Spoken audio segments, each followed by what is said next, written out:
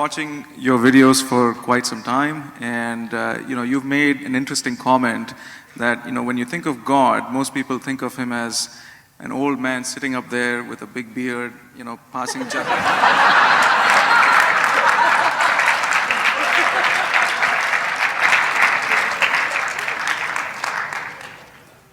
You talking about me? With an old beard sitting up here. Tell me further. And so my question was, I was curious to understand what in your definition would be God.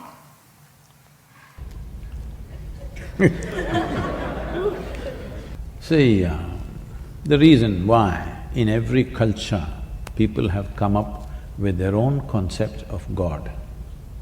Every culture has a different concept of God, but everybody has come up with some concept of God. Because they have no explanation for creation, isn't it? Hello? You came out of your mother's womb and looked around, too much creation. You know you didn't do it. Then you looked up to your mother, maybe she did it. Well, she delivered you, but she did not deliver the planet, you know that. Then you looked at your father, no, not him. You looked at every other adult around you, nobody looked like competent enough to make all this happen, isn't it? Yes or no? There's not one person here who looks like he's competent to create this whole creation around us. So the simplistic conclusion is, there is a big man sitting up there.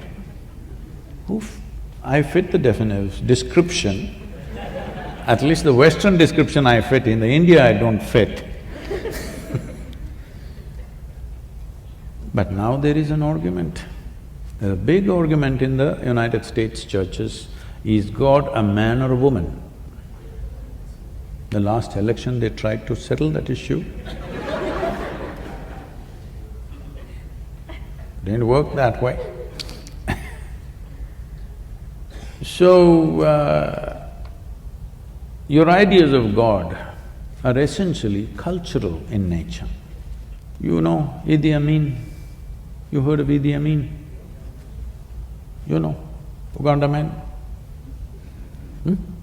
Not Tanzania, but in Africa. Idi Amin declared God is black. I agree with him. I agree with him. Because if a white man can have a white God, why can't a black man have a black God? So this argument also is going on, particularly in the US churches. They tried to settle that in the previous election.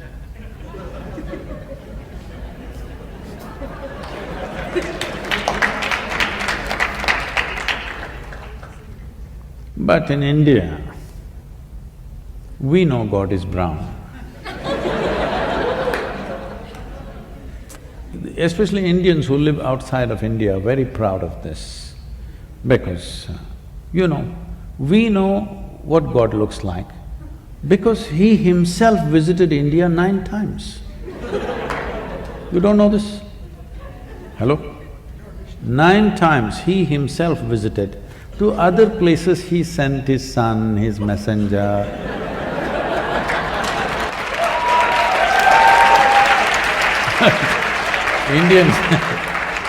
Indians are very proud of this.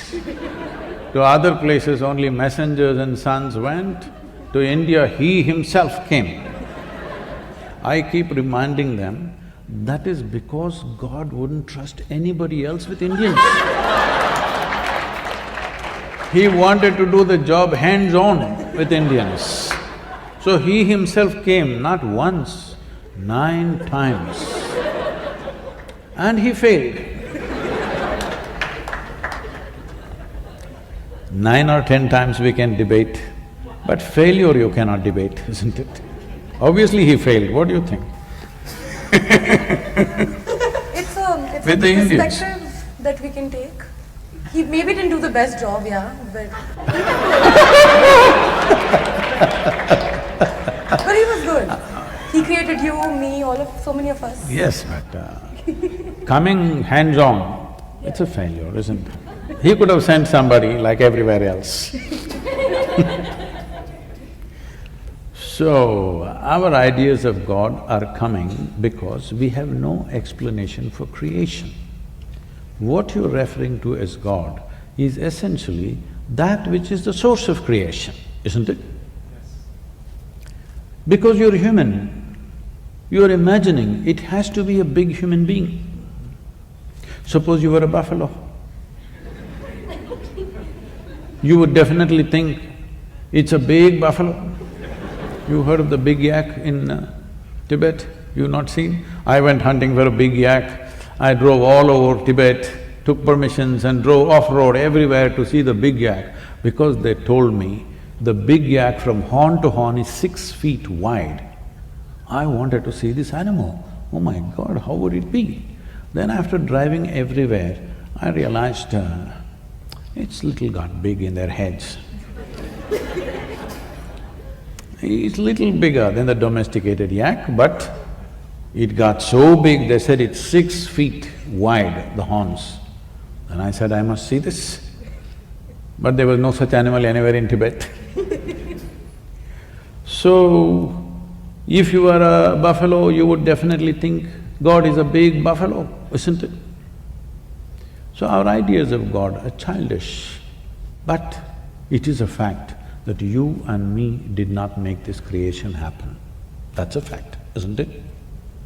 But you don't know how it happened. With all the exploration of science, we still do not know how it exactly happened. Nobody knows, isn't it?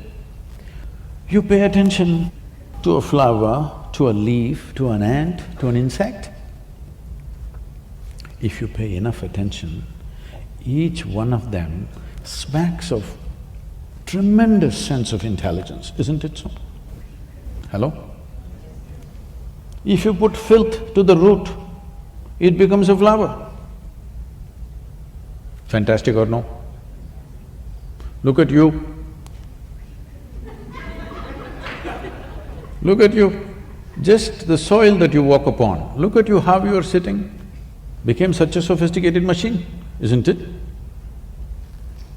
So whatever is the source of creation, well, sappy people are saying God is love, desperate people are saying God is compassion, other people are saying now it's a in thing in North America, so God is empathy. They've not been hit by life yet. But if you pay enough attention to creation, because it is the presence of creation which has given you the idea of God in your head, isn't it? If there was no creation, you wouldn't think there is a God. If you pay enough attention to every piece of creation, what you will see is it's intelligence, intelligence, intelligence, intelligence beyond what you can contain in your brains. Yes or no? But nobody said God is intelligence, unfortunately. If we had said that, definitely we would be populated with more intelligent human beings rather than the sappy ones. You know, our center is in Tennessee. We have a large center there. When I was new there, I walk into this town, which is a one-horse town, literally a small town. And I'm walking on the street and greeting people, smiling at them, thinking they'll be happy to see a new face. But it's a different kind of setup. I'm just at the right complexion. A shade darker than this cannot be there in that town. I'm just on the edge. So one big man, this wide, over 6 feet tall, comes and stands close to me. He looks down at me and says, God loves us. Then I say, the way you are, only God can love you.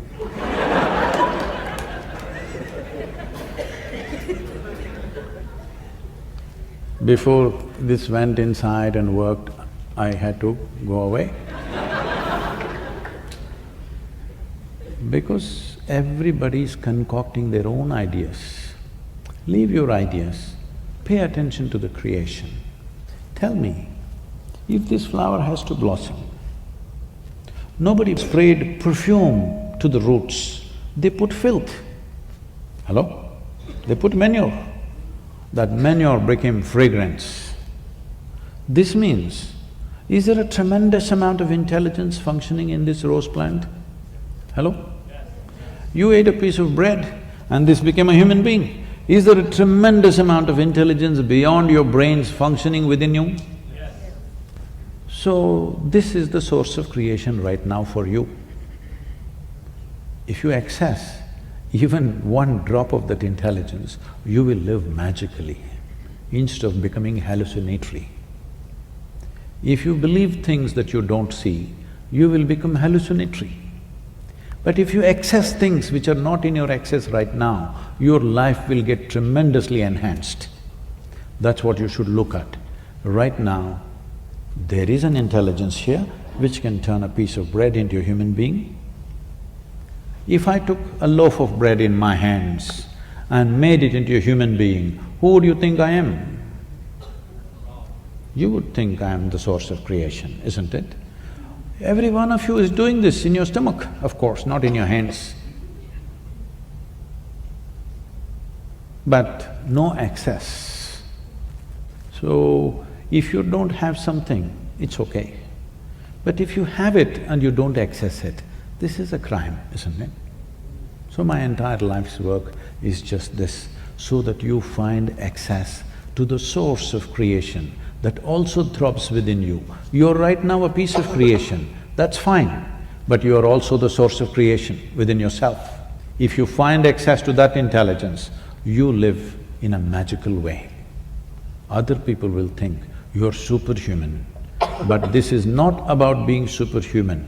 This is about realizing being human itself is super.